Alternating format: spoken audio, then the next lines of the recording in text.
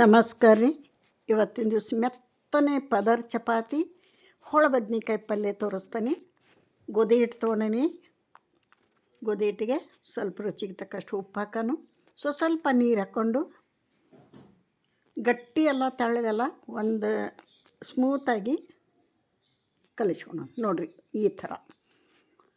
ಈ ಥರ ಇರಬೇಕು ಚಪಾತಿ ಹಿಟ್ಟು. ಇದಕ್ಕೊಂದು ಸ್ವಲ್ಪ ಮೇಲೆ ಎಣ್ಣೆ ಹಾಕಿ ಚಲೋ ಹೊತ್ನಾಗ ಮಿದ್ದಿ ಪ್ಲೇಟ್ ಮುಚ್ಚಿ ಒಂದು ಅರ್ಧ ಗಂಟೆ ಆದರೂ ನೆನಿಬೇಕಿದ್ದು ಹಿಟ್ಟು ಒಳ್ಳೆ ನೆನೆದಾಗನ ಹೂವಿನಂಥ ಚಪಾತಿ ರೆಡಿ ಆಗ್ತಾವೆ ಮೆತ್ತಗೆ. ಇದನ್ನು ಕಲಿಸಿಟ್ಬಿಡೋಣ ಸೈಡಿಗೆ.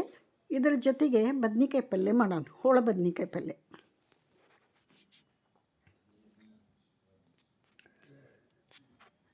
ನೋಡಿರಿ, ಈ ಥರ ಚಲೋ 5 ನಿಮಿಷ ನಾದಬೇಕಿದ್ನ. ನಾದ್ದಾಗನ ಅದು ಹದ ಆಗೋದು. ಕಲಿಸಿ ಪ್ಲೇಟ್ ಮುಚ್ಚಿ ಇಟ್ಬಿಡ್ತಾನೆ ಸೈಡಿಗೆ.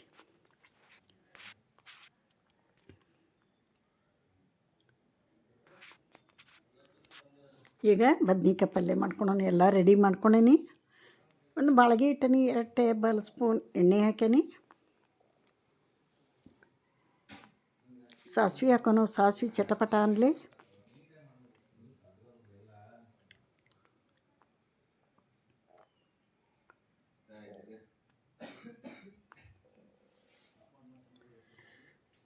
ಎರಡು ಮೀಡಿಯಮ್ ಈರುಳ್ಳಿ ಉದ್ದಕ್ಕೆ ತೆಳ್ಳಗೆ ಹೆಚ್ಚಿಟ್ಕೊಂಡೇನಿ ಹಾಕೋಣ.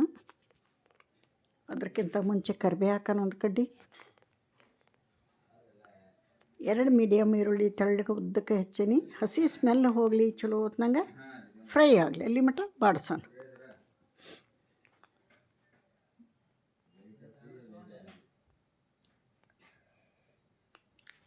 ಚೆಂದ ಬಾಡಿಸಿದ ನಂತರ 1 ಟೊಮೆಟೊ ಹಾಕೋಣ.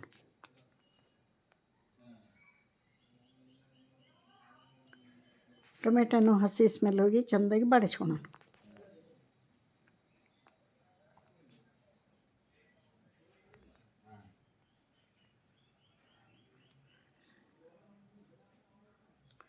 ನೋಡಿರಿ, ಇಷ್ಟು ಬೆಂದ ನಂತರ ಬದ್ನಿಕಾಯಿ ನೋಡಿರಿ ಏನು ಫ್ರೆಶ್ ಅದಾವು. ಗ್ರೀನ್ ಬದ್ನಿಕಾಯಿ ಭಾಳ ಅಂದ್ರೆ ಭಾಳ ಕೊಬ್ಬರಿ ಇದ್ದಂಗೆ ಅದಾವೆ ನೋಡಿರಿ. ಅಷ್ಟು ಟೇಸ್ಟಾಗಿತ್ತು ಪಲ್ಯ. ಫ್ರೆಶ್ ಬದ್ನಿಕಾಯಿ ಅದಾವು. ರುಚಿಗೆ ತಕ್ಕಷ್ಟು ಉಪ್ಪು ಹಾಕೋಣ. ಖಾರ ಪುಡಿ ಹಾಕೋಣ.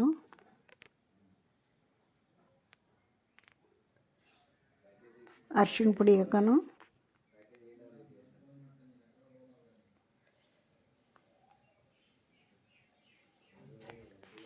ಚೂರು ಮಸಾಲೆ ಪುಡಿ ಹಾಕೋಣ. ಹೋಮ್ ಮೇಡ್ ಮಸಾಲ ಇದು. ಗುರಳ್ ಪುಡಿ ಹಾಕೋಣ.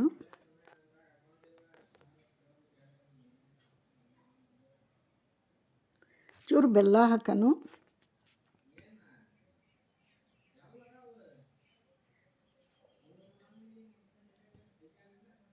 ಇದನ್ನು ಚೆನ್ನಾಗಿ ಮಿಕ್ಸ್ ಮಾಡೋಣ.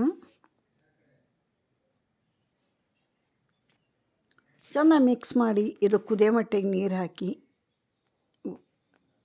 ನೀರು ಕುಡಿಯೋ ಲೋಟದಲ್ಲೇ 1 ಲೋಟ ನೀರು ಹಾಕಿದ್ನ ಮೇಲೆ ಪ್ಲೇಟ್ ಮುಚ್ಚಿ ಚೆಂದಾಗಿ ಬೇಯಿಸ್ಬಿಡೋಣ. ಒಂದು 5 ನಿಮಿಷ ಮೀಡಿಯಮ್ ಉರಿ ಇಟ್ಟು ಬೇಯಿಸ್ಬಿಟ್ರೆ ರೆಡಿ ಆಕೈತೆ ನಮ್ಮ ಹೋಳ ಬದನೆಕಾಯಿ ಪಲ್ಯ. ಇದ್ರ ಜೊತೆಗೆ ಆಲ್ರೆಡಿ ನಾನು ಕೆಂಪು ಚಟ್ನಿ ಮಾಡೀನಿ. ಒಣ ಮೆಣಸಿನ್ಕಾಯ್ದು ಕೆಂಪು ಹಿಂಡಿ ರೆಡಿ ಮಾಡೀನಿ. ಬದ್ನಿಕಾಯಿ ಪಲ್ಯ, ಕೆಂಪು ಹಿಂಡಿ, ಮೊಸರು, ಬಿಸಿ ಬಿಸಿ ಚಪಾತಿ.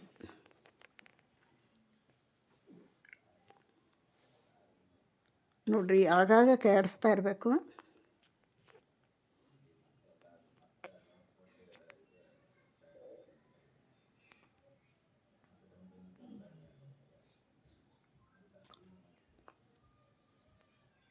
ಪ್ಲೇಟ್ ಮುಚ್ಚಿ ಚೆಂದಾಗಿ ಬೇಯಿಸೋಣ.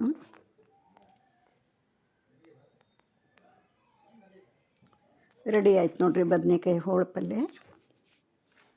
ಇವಾಗ ಚಪಾತಿ ಮಾಡೋಣ. ಈಗೇನು ಕಲಿಸಿಟ್ಟಿದ್ವಿ ಹಿಟ್ಟು, ಅದನ್ನ ಇನ್ನೊಂದು ಸ್ವಲ್ಪ ಎಣ್ಣೆ ಹಚ್ಚಿ ಚೆಂದಾಗಿ ಮಿದ್ದುಕೊಳ್ಳೋಣ. ಇದನ್ನು ಎಷ್ಟು ಮಿದ್ದುತ್ತೀರಿ ಅಷ್ಟು ಹೂವಿನಂಥ ಮೆತ್ತನ ಚಪಾತಿ ರೆಡಿ ಆಗ್ತಾವೆ. ಸಾಯಂಕಾಲವರೆಗೆ ಇಟ್ಟರು ಅವು ಬಿರುಸಾಗಲ್ಲ, ಸ್ಮೂತಾಗೇ ಇರ್ತಾವೆ. ಆದರೆ ಕಾಟನ್ ಬಟ್ಟೆ ಒಳಗಿಟ್ರೆ ಮಡಚಿಡಬೇಕು. ನೋಡಿರಿ, ಈಗ ನಾವು ಉಳ್ಳಿ ಹರ್ಕೊಳ್ಳೋಣ. ಚಲೋ ಮಿದ್ದುಕೊಂಡು ಉಳ್ಳಿ ಹರ್ಕೊಂಡು ರೆಡಿ ಮಾಡಿಟ್ಕೊಂಡು ಚಪಾತಿ ಲಟ್ಟಿಸಿ ಬೇಯಿಸಿ ತೋರಿಸ್ತಾನೆ.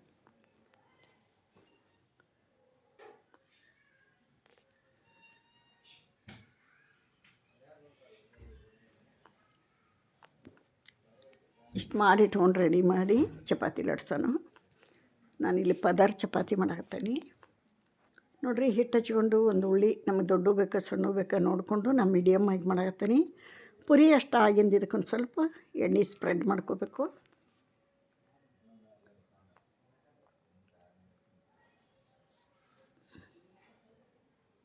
ಈ ಥರ ಒಂದು ಮಡಿಕೆ 2 ಮಡಿಕೆ ಮಾಡಿಬಿಡ್ಬೇಕು. ಇದನ್ನು ಹಿಟ್ಟು ಹಚ್ಚಿ ತೆಳ್ಳಗೆ ಲಟ್ಟಿಸ್ಬೇಕು. ಪದರ ಪದರ ಆಗಿ ಚಪಾತಿ ಬರ್ತಾವೆ. ಭಾಳ ಅಂದ್ರೆ ಭಾಳ ಮೆತ್ತಗಿರ್ತಾವೆ.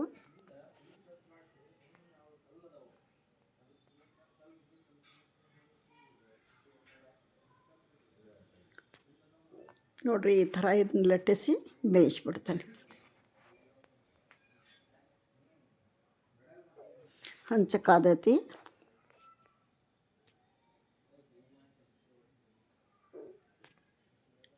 ಚಪಾತಿ ಹಾಕಿ ಸ್ವಲ್ಪ ಹೊತ್ತು ಬಬಲ್ಸ್ ಬಂದ ನಂತರ 2 ಸೈಡ ಎಣ್ಣೆ ಹಚ್ಚಿ ಚೆಂದ ಬೇಯಿಸ್ಕೊಂಬಿಡೋಣ.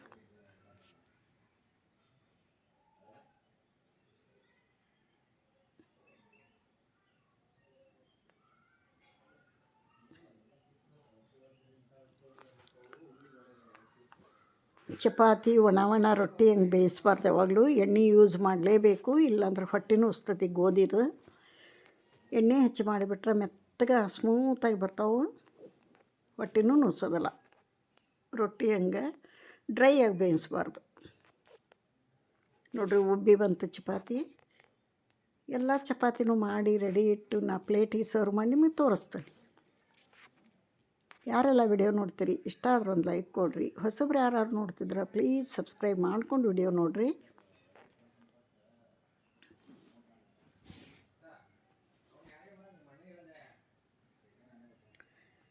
ಚಪಾತಿ ಚೆಂದಾಗಿ ಬೇಯಬೇಕ್ರಿ. ಗೋಧಿದು ಬೇಯಲಿಲ್ಲಂದ್ರೆ ಆರೋಗ್ಯಕ್ಕೆ ಒಳ್ಳೆಯದಲ್ಲ.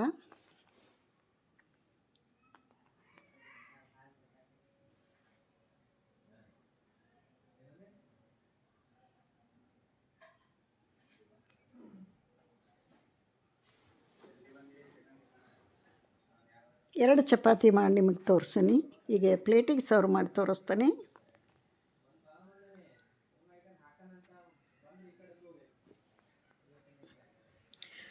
ನೋಡಿರಿ ಎಷ್ಟು ಸ್ಮೂತ್ ಆಗ್ಯಾವ ನೋಡಿರಿ ಚಪಾತಿ. ಮಡಿచి ತೋರಿಸ್ತಾನೆ ಈಗ ಒಂದು ನಿಮಗೆ. ಕಾಟನ್ ಬಟ್ಟೆ ಒಳಗೆ ನಾ ಇಡೋದು ಚಪಾತಿನ ಯಾವಾಗಲೂ. ನೋಡಿರಿ ಇನ್ನೂ ಎಂಥ ಚಪಾತಿ ಬೇಕು, ಸೂಪರಾಗಿ ಬಂದವು. ಪ್ಲೇಟಿಗೆ ಸರ್ವ್ ಮಾಡ್ತಾನೆ ಈಗ. ನೋಡಿರಿ ಚಪಾತಿ, ಬದ್ನಿಕಾಯಿ ಪಲ್ಯ, ಕೆಂಪು ಚಟ್ನಿ, ತುಪ್ಪ